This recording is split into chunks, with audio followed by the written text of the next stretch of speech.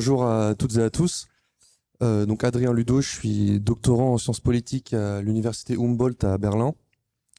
Et comme on est en fin de journée, je vais, comme disait Nathalie, vous proposer une présentation qui va replacer un peu ce qui a été abordé aujourd'hui dans un cadre plus général. Et ce cadre, c'est celui de la cohérence de l'action publique française relative au sujet des usages de la biomasse. Donc, je vais commencer par rappeler quelques définitions, enjeux et vous donner quelques chiffres sur ce sujet. Ensuite, je vous proposerai un très rapide panorama de l'action publique en France et je conclurai avec quelques perspectives d'évolution. Donc, tout d'abord, la biomasse, qu'est-ce que c'est c'est tout simplement la matière organique produite par et constituant les êtres vivants. Donc ça peut être bien sûr des céréales, par exemple, des fibres végétales comme celle du chanvre, bien sûr, du bois ou encore la biomasse animale, des déchets alimentaires ou bien des algues. Cette biomasse, elle sert à différents usages. Donc le premier étant évidemment l'alimentation humaine, mais également l'alimentation animale. Et ensuite, on a ce qu'on appelle les usages non alimentaires, dont le chanvre fait bien sûr partie, avec en premier lieu la fonction de puits de carbone des écosystèmes et de retour au sol. Quand on cultive par exemple du maïs, on va laisser une partie de la plante dans le sol pour maintenir la fertilité de ce sol. On a ensuite l'usage biomatériaux, donc la construction biosourcée dont on vient de parler, le textile également qui a été évoqué aujourd'hui, et l'usage chimie végétale, donc à partir de biomasse, on peut par des procédés industriels, chimiques et biotechnologiques produire des molécules chimiques qui vont servir ensuite dans l'industrie pour produire toute une gamme de molécules et de matériaux. Et enfin, l'usage bioénergie, bien sûr, avec les biocarburants et la biomasse chaleur. Et ces usages de la biomasse, ils s'inscrivent dans ce qui s'appelle la bioéconomie que Nathalie a évoqué, qui est un terme qui désigne l'ensemble des activités de production, de transformation et d'utilisation de la biomasse. Donc là, vous voyez sur ce schéma, en haut, on a les différents écosystèmes qui produisent de la biomasse, et en bas, vous avez les différents usages économiques, industriels de cette biomasse que je viens de vous présenter. Les enjeux maintenant qui sont liés à ces usages de la biomasse, ils peuvent être résumés en fait à l'heure actuelle de la façon suivante. C'est vraiment important pour des raisons principalement climatiques, mais aussi dans le cas européen de réindustrialisation, de développer les usages non alimentaires de la biomasse. Et ça, ça se décline de deux façons. La première, c'est pour stocker du carbone, à la fois dans les écosystèmes, donc ça c'est la fonction puits de carbone dont je vous parlais, puisque les écosystèmes, notamment forestiers, peuvent stocker de la biomasse en prélevant du CO2 dans l'atmosphère, et aussi dans les biomatériaux, donc typiquement le béton de chanvre, bien sûr. La deuxième déclinaison de ce cadrage général, c'est la substitution du carbone fossile dans l'industrie. Et ça va se faire par la chimie du végétal et par les bioénergies qui permettent de défossiliser l'industrie chimique et le secteur énergétique. Le problème avec cette augmentation des usages, ce développement des usages non alimentaires, c'est que, évidemment, les capacités de prélèvement dans les écosystèmes sont limitées. Donc là, vous voyez sur ce graphique, en rouge, vous avez le seuil de renouvellement des écosystèmes qu'on ne peut donc, par définition, pas dépasser. Et le problème, c'est qu'en augmentant les prélèvements pour développer les usages non alimentaires, à l'horizon 2030, là, c'est les chiffres du gouvernement que je vous ai mis, à l'horizon 2030, on va avoir en France un déficit d'environ 36 millions de tonnes de matière sèche. C'est-à-dire qu'on va avoir une demande supérieure de 36 millions de tonnes à l'offre que les écosystèmes en France peuvent produire de façon soutenable. Donc de façon un peu plus précise, c'est encore les chiffres du gouvernement que je vous mets là, on a une demande en forte hausse à l'horizon 2030, notamment pour les bioénergies. Je ne rentre pas dans les détails, mais l'offre en fait est très contrainte parce que les forêts sont impactées par le changement climatique et stockent de moins en moins de carbone. Et on continue à artificialiser les sols, ce qui donc enlève des surfaces agricoles qui pourraient être cultivées. Et face à ça, les possibilités de développer d'autres productions de biomasse sont très limitées, comme vous voyez sur ce graphique. Donc tout ça s'appelle le bouclage biomasse, c'est-à-dire comment on arrive à un équilibre entre offre et demande sur le territoire national. Donc les enjeux qui découlent de ça, bien sûr, c'est de trouver un équilibre entre préservation des écosystèmes et prélèvement de ressources, comme je viens de vous le dire, ce qui nous oriente à l'échelle collective vers de la sobriété et donc de façon plus concrète vers une priorisation des usages. Donc là, vous voyez sur ce graphique ce qu'on appelle communément la hiérarchie des usages de la biomasse, qui est celle communément admise et qui est retenue aussi par les pouvoirs publics en France, mais aussi à l'échelle européenne, et qui donc en fait c'est l'ordre dans lequel je vous ai présenté les choses il y a quelques minutes. Donc on a bien sûr l'alimentation en premier, alimentation humaine puis animale, ensuite le retour au sol pour maintenir la fertilité des écosystèmes, la valorisation matière par les biomatériaux, la chimie du végétal et enfin les bioénergies. Alors, c'est un peu plus compliqué que ça dans la réalité. Là, vous n'avez pas besoin de regarder en détail les petits textes en bas, je vais vous expliquer. Mais donc, cette hiérarchie des usages, elle est là à gauche sur ce schéma. Mais en fait, c'est une échelle de réflexion qui reste assez macro. Et quand on entre un peu dans les détails, ça se complexifie un petit peu. Parce que pour une même biomasse, si je prends par exemple un tronc d'arbre, vous pouvez avoir différents usages à un instant T et également au cours du temps. Donc, par exemple, avec votre tronc d'arbre, vous allez pouvoir produire des planches avec le cœur du tronc. Et avec l'écorce, on va pouvoir extraire des molécules chimiques pour l'industrie chimique. Et tous ces procédés vont produire de la sciure de bois que l'on peut brûler pour produire de l'énergie. Donc pour une même biomasse initiale, on a différents usages à un instant T. Et si vous prenez votre plancher ou les matériaux que vous avez fait en bois, par exemple un meuble, eh bien au cours du temps, ce meuble va s'abîmer et vous pourrez le brûler pour produire de l'énergie. Donc on aura bien au cours du temps différents usages pour une même biomasse. Donc ça, c'était juste pour vous dire que dans la réalité, la hiérarchie des usages, elle se complexifie, mais je vais pas rentrer dans les détails dans la suite de la présentation et je vais rester à cette échelle de réflexion assez macro. Je passe maintenant aux chiffres. Donc là, vous voyez sur ce camembert, la production primaire de biomasse en France, c'est les chiffres de 2025. Donc à peu près 310 millions de tonnes de matière sèche, dont environ 80% provient de l'agriculture. Et ensuite, on a la forêt et quelques autres ressources. Et cette biomasse, à quoi elle sert? Là, vous voyez sur ce camembert les usages auxquels cette biomasse est allouée. Donc le premier usage, vous voyez là en bleu à droite, c'est le retour au sol dont je vous parlais avant. Et ensuite, il y a deux points qui me semblent intéressants à développer sur ce graphique. C'est que là, en bas, en orange, vous voyez que l'alimentation animale, donc la part de biomasse primaire qui est dédiée à l'alimentation animale, c'est le deuxième usage en termes de quantité, c'est plus d'un tiers de la biomasse produite en France tous les ans. Donc c'est considérable, c'est vraiment énorme. Et ensuite, loin derrière, on a les usages non alimentaires qui sont en haut, à gauche là. Et vous voyez que parmi ces usages non alimentaires, les bioénergies sont vraiment prépondérantes et écrasent vraiment le reste en termes de quantité. Et en particulier, la chimie biosourcée, vraiment dans l'épaisseur du trait, on la voit à peine sur le graphique. Donc prépondérance de l'alimentation animale et au sein des usages non alimentaires, prépondérance des bioénergies. Je vais revenir sur ces deux points dans un instant quand je vais parler des politiques publiques. Donc je passe maintenant à un rapide panorama de l'action publique.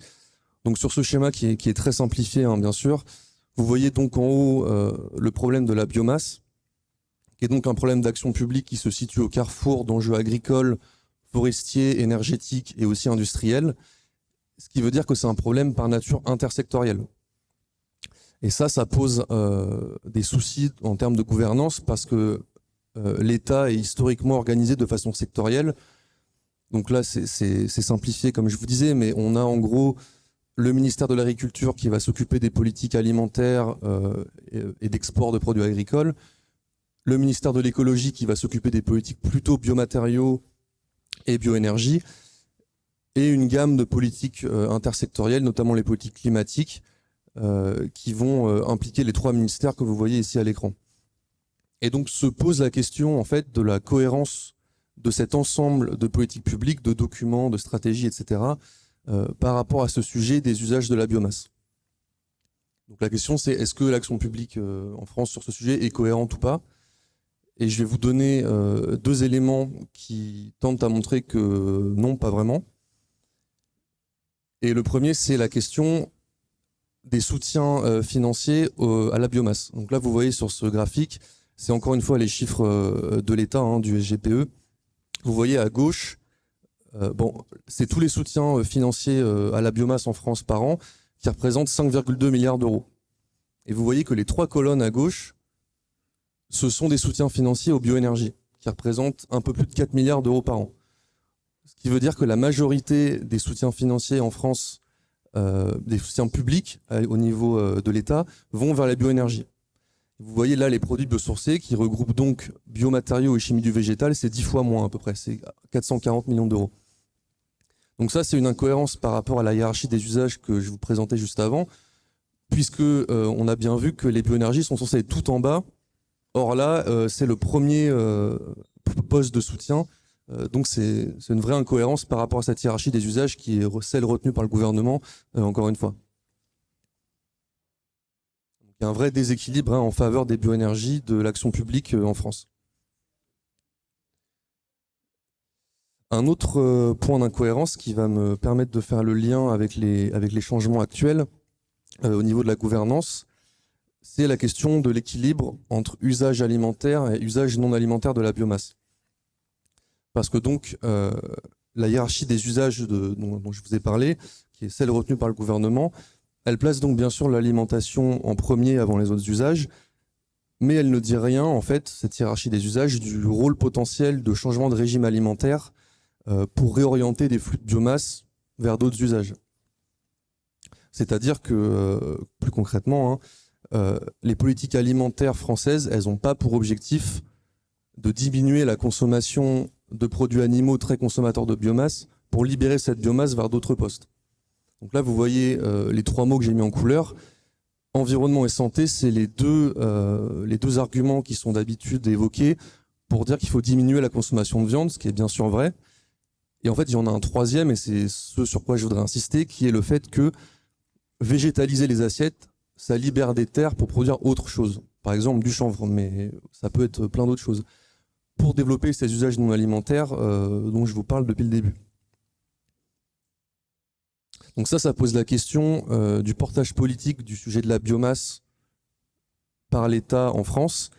Et en fait, la réponse à cette question, c'est qu'à l'heure actuelle, il n'y a pas vraiment, au niveau gouvernemental en tout cas, de portage de ce sujet des usages de la biomasse de façon intégrée. Et par intégrée, j'entends d'une manière qui englobe toutes les politiques publiques concernées par cette thématique. Je crois que les 2 exemples que je viens de vous donner montrent bien ça. Alors, ceci étant dit, il y a quand même un certain nombre d'initiatives qui sont menées depuis quelques années au niveau de l'État central pour améliorer la cohérence de l'action publique et le traitement de ce sujet dans les politiques publiques. Donc sans rentrer dans les détails parce que j'ai pas le temps, il y a un vrai renforcement de la coordination administrative qui est en cours entre les ministères concernés, donc agriculture, économie et écologie. Et il y a également au niveau des documents de politique publique des choses qui sont en train de changer parce que certains d'entre vous sont peut-être familiers avec la SNBC, donc la Stratégie nationale bas carbone, qui est un des documents de politique climatique structurant pour l'action de l'État en France. Et la dernière version, dans sa version presque finale qui vient de sortir là en décembre, a pour objectif explicite la mise en cohérence des politiques sectorielles avec la hiérarchie des usages.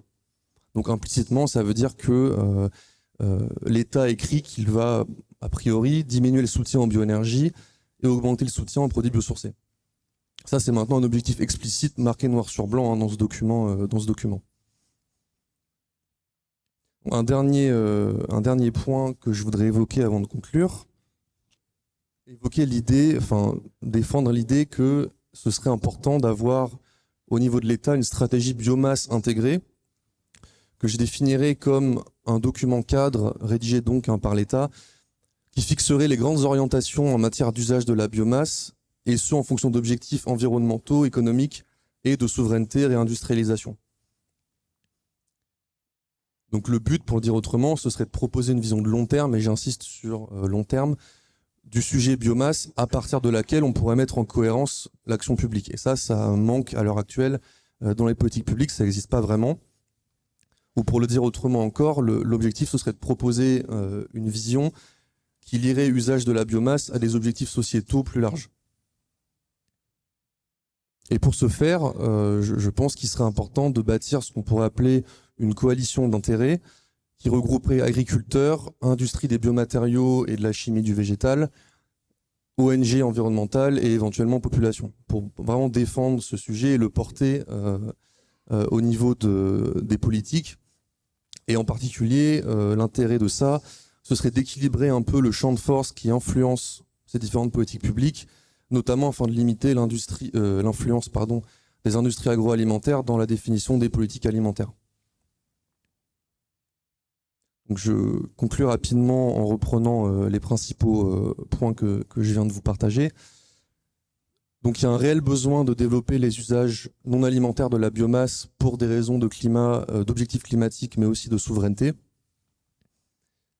Mais le problème, c'est qu'on a une contrainte d'offre, donc la production de biomasse et donc ses usages sont limités par les surfaces disponibles et la nécessité de préserver les écosystèmes dont cette biomasse est issue. Ce qui veut dire qu'il y a un équilibre à assurer entre ressources disponibles et usages envisagés, c'est la question du bouclage biomasse. Et donc, par conséquent, ça implique un travail de planification et de priorisation des usages afin d'assurer la préservation des écosystèmes et de limiter les conflits d'usage. Au niveau de l'action publique, il y a deux sources d'incohérence, à mon sens, à l'heure actuelle. Le premier, c'est la priorité donnée. La première, c'est la priorité donnée aux bioénergies avec le soutien financier dans les usages non alimentaires au détriment des produits biosourcés. Et la deuxième, c'est la non prise en compte de ce sujet des usages de la biomasse dans les politiques alimentaires, politiques qui ne parviennent pas jusqu'à présent, qui ne sont pas parvenues à réellement avoir un impact sur la diminution de consommation de produits animaux. Ceci étant dit, il y a une réorganisation qui est en cours au sein de l'État pour sortir d'une approche sectorielle de ce sujet et mettre en cohérence les politiques publiques. Mais comme je viens de le dire, l'alimentation, le sujet de l'alimentation humaine reste un angle mort de cette démarche. Et pour terminer, je voudrais quand même évoquer le fait qu'au niveau européen, on a une nouvelle stratégie bioéconomie qui vient d'être publiée en novembre par la Commission européenne, qui met vraiment l'accent sur le développement des bio-industries, donc biomatériaux, chimie du végétal. Et ce qui veut dire que le contexte est favorable au niveau européen et donc en France pour se doter d'une nouvelle stratégie nationale. Nathalie parlait de bioéconomie tout à l'heure, moi j'ai parlé de stratégie biomasse intégrée, mais ça se recoupe assez largement. Se doter donc d'une nouvelle stratégie pour mettre en cohérence l'action publique et avancer sur ces sujets. Et pour ce faire, pour avoir un vrai portage politique du sujet, j'ai évoqué l'idée qu'il faudrait une coalition d'acteurs avec les acteurs que je viens de citer. Voilà les quelques éléments que je voulais vous présenter. Merci pour votre attention et n'hésitez pas si vous avez des questions.